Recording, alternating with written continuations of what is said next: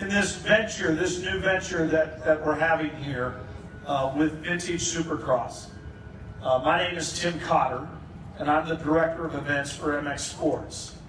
I work for the Coombs family. We're based out of Morgantown, West Virginia, and we are 110% moto.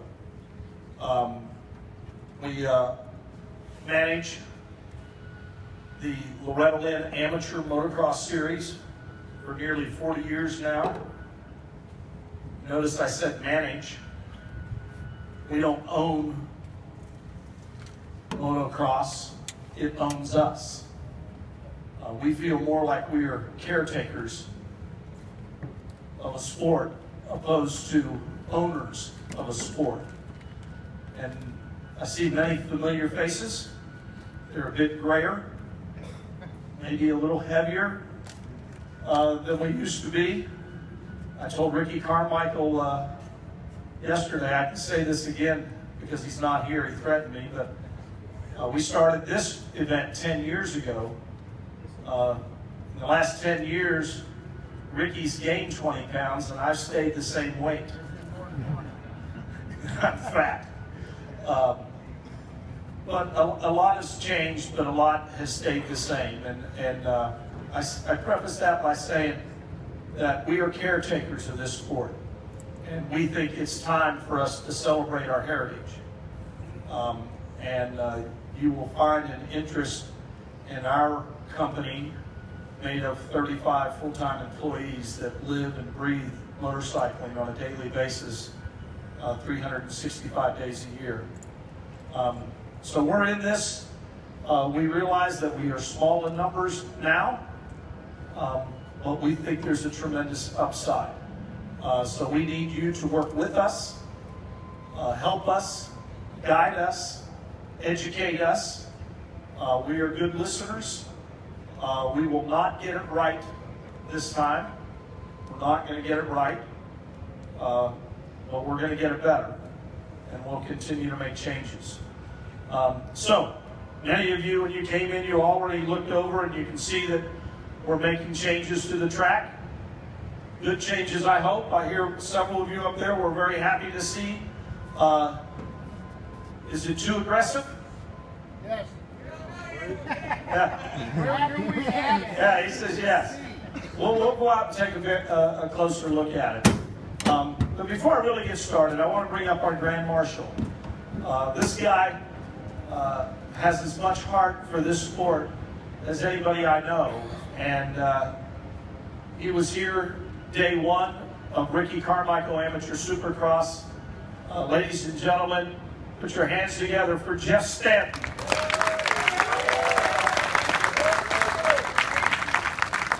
Jeff, it's good to have you back in Daytona. Thanks, it's great to be here, and we were just talking about some of the concerns, and being from the vintage bike community, it's a concern for all of us. I heard it in the sign up. I got a non-bike, I don't want all those jumps, so we're going to do the best we can to try to take care of everybody, go out and check out the track. We want to make it fun for everybody. Listen, we know guys have got some more modern bikes, they want to jump some stuff, but we got to suit for everybody. Yeah, and we're good listeners, so literally, here in just a few minutes, I have no problem if we want to walk out on the starting line and get your input on what we're doing. Now, we can't go much further than that because there's equipment running, but I have no problem doing that. And we are listeners, and we will make corrections and adjustments. And I'm sure we're not always going to agree. We will disagree sometimes, and that's the beauty of it all. But Jeff, you're actually going to race. Yeah, I'm excited. My son and my nephew and I, we've been doing some integration back home in the Midwest series, and I can appreciate the vintage bikes. We got some ourselves. We know how much money there's involved in it, how much time, mostly time, is in putting together vintage bikes. So it's been a blast. It's been a lot of fun. And like I said earlier today, we can't forget about our heritage. Even further back than myself, we can't forget where the sport come from, and keep the heritage alive of what really brought the sport to its feet years and years ago. And it's hard to remember that sometimes, because you gotta go back into history, and that's what this is about. Putting vintage bikes together, working with your wife on it, or your son or your grandson on it, and doing a project. For me, that's what it's been about. Is we're working on vintage bikes with my nephew and my son, and spending that quality time together is what's most important. Amen. That's we hear that everywhere. Now, y'all been here several days, and you watched what went on the past couple of days, and that's not our goal, right? Our goal is to maybe show off our bikes, do a whole lot of bench racing, maybe have a few beers at the appropriate time. I said appropriate time, and we could debate what the appropriate time is. I can remember days where you finished at GNCC and Dave Coombs would have a couple of cakes of beer in the back of a pickup truck, and you came across the finish line, we poured you a draft beer. I don't know that we could do that here tomorrow, but That's beautiful. we can sure try. But again, it's about family. It's about reliving our youth, appreciating the equipment that you have, and where we've come. Isn't it amazing when you look, and we will see this tomorrow, when we look at some of your vintage bikes, and then we remember what happened here today with these high-performance motorcycles that we have today. They're nothing like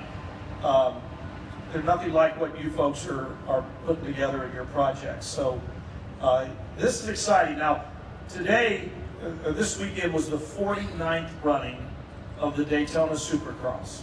49 years. So when we went to Daytona and said, you know, we think we're going to change some things up, and we have this great idea, it's called vintage. Daytona was all in. Lights went off, fireworks went boom, because they're gearing up for 50 years next year. And I think that this community right here can be a huge effort in their 50-year celebration next year. So we're going to work together with Daytona, with you folks, and to create a Daytona experience next year like none other.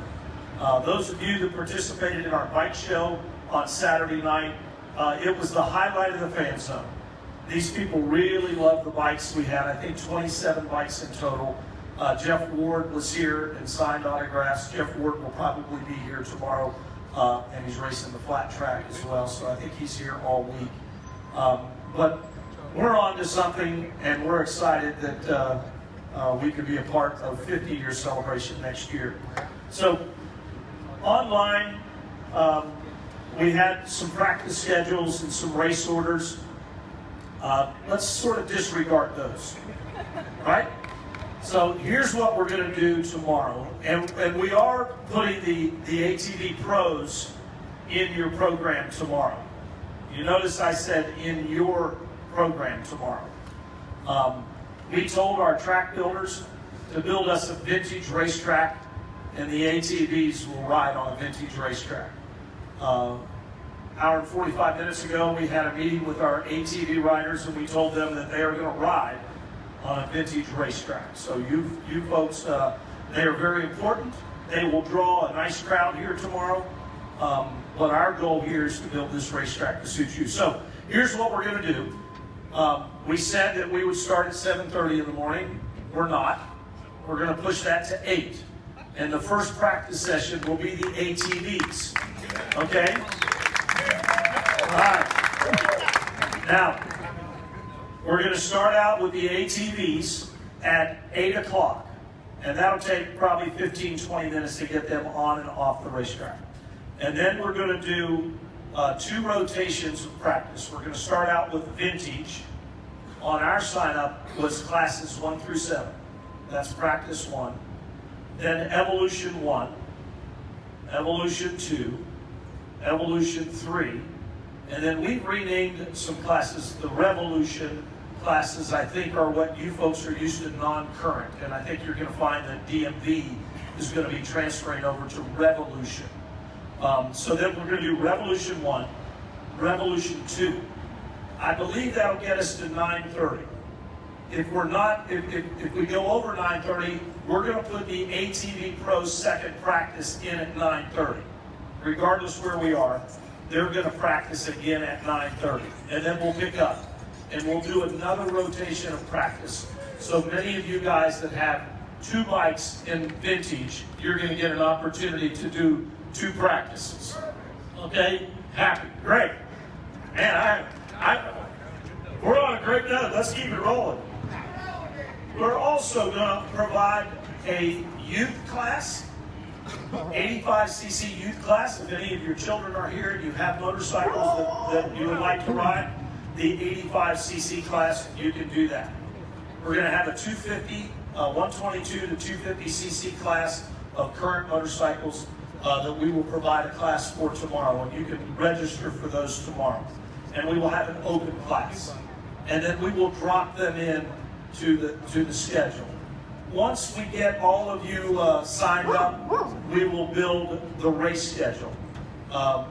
Total transparency, there's about 140 of you right now. 140 entries over way too many classes. So we're going to be combining some classes, and we're working with folks that have lived in your world and will help us do that and combine some classes, and we will come out with a race order. Now, all of our information, there's a yellow, we call it the inspection garage, the sprint garage. It was the hub of our operations all weekend down here. That's where we will post schedules on the wall. We will also post some up here coming into the Rolex chute so that you can see schedules. We will also be sending you text messages. When you sign up online, we have the ability to text you. And so we will be texting you links or schedules so you can see what's going on. So keep an eye. You're going to get some funky looking text messages and you're spam. You can call me spam if you want, but that's our way to communicate with you. And when you sign up online, more than likely, we have your right email address and your phone number. So keep an eye out for that.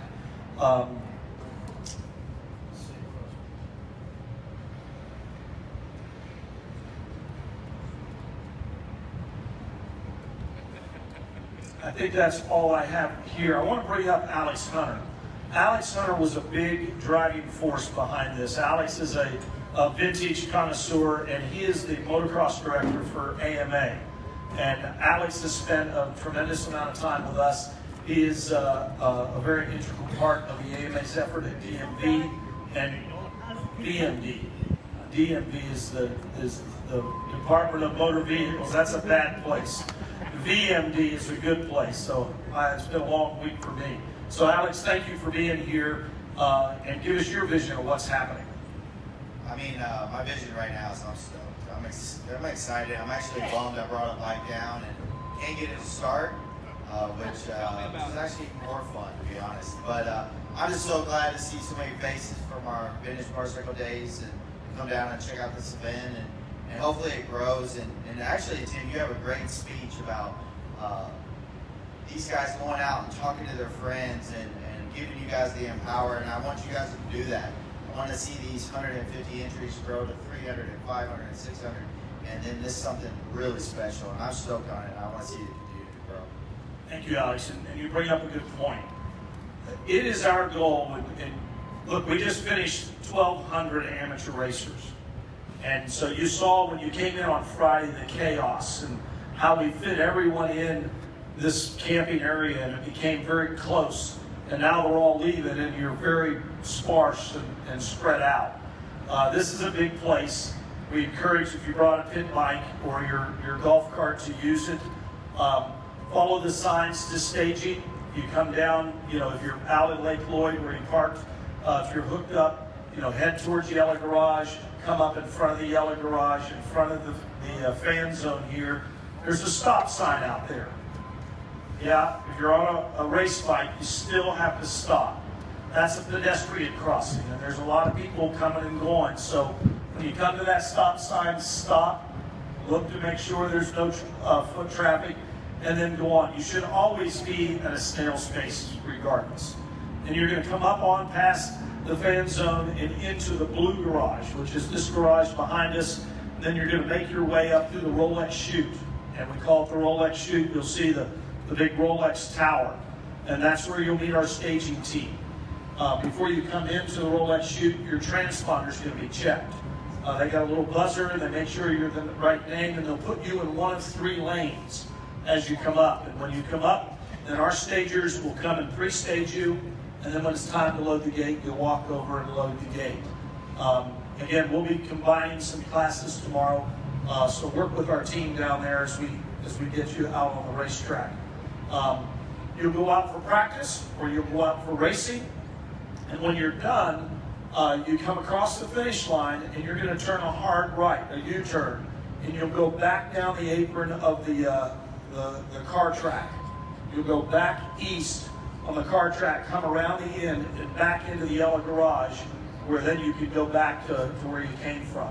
But when you cross the finish line, again, you're gonna cross the finish line, safely get out on the car track, and go down. Now, the first guy that gets up on the tri-oval and really gives it the gas and tries to stay up on the tri-oval, we'll high-five you and then we'll put handcuffs on you. And you'll get a real experience. You'll really get to see Daytona then. Not really, but we appreciate if you don't go up on that tri-oval, but it's a pretty cool, you don't realize how steep it is over there. It's very steep.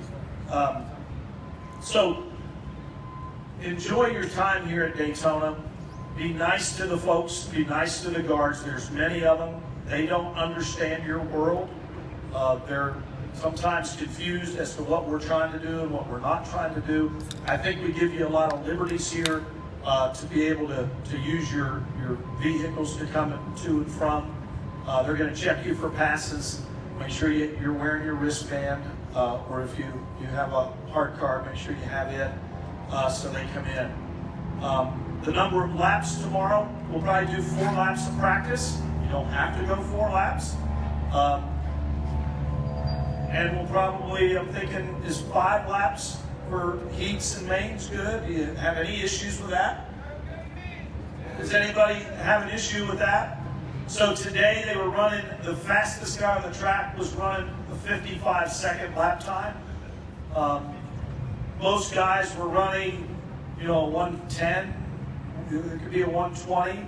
I think that your motorcycles have speed, so this track could get fast tomorrow, so let's just keep an eye on that. But I think we're looking at 5 laps if you think that's good. It's my goal to for the last moto of the day to be the ATV Pro, and that's going to be 3:30, sometime in there. We will not push it. We will not try to squeeze you into a hole. If we have to go over 3 o'clock, we'll go over 3 o'clock. It's not like I have a dead stop at 3. We could go over that, but I don't suspect we'll need to. In fact, I think we'll probably slow it down a bit for tomorrow. Do you have any questions? Yes, sir. I don't think my transmitter works on a 74 bike. Is that okay? The question is, I don't think my transmitter works on a 74 bike. It'll have to be okay. Our transponder check will check you. If it doesn't, then we're gonna write you. You're just making fun, aren't you? Yes, See, you're making now. Gotcha, right? Because I don't understand that stuff. You have a question? A 2-moto format. So we talked about this, and I personally think we should do a heat and a main. Yeah, Supercross. It is the Daytona Vintage Supercross. But 15 minutes ago, I told you I'm here to ask whatever you want to do. So if you want to do a 2-moto format, raise your hand, opposed to a heat and a main event. So now you're going to make me count. 1, 2, 3, 4, 5, 6, 7, 8, 9, 10. So Supercross, boys, come on now. All right, if you're a Supercross guy, you really want to do a Supercross format, which is a heat and a main, raise your hand. Yeah, I think we have to do a 2-moto format. Understand this. We can agree to that, right? Yeah, Carrie, when Carrie was with you, by the way, this is the CEO of our company, Carrie Coombs Russell. Carrie Coombs Russell is the daughter of our founder, Dave Coombs, the late Dave Coombs, who would be very proud and would be sitting right there if he were here. And Carrie's mother, Rita, who will be here tomorrow and goes to work every day with us. And they are the founders of our company,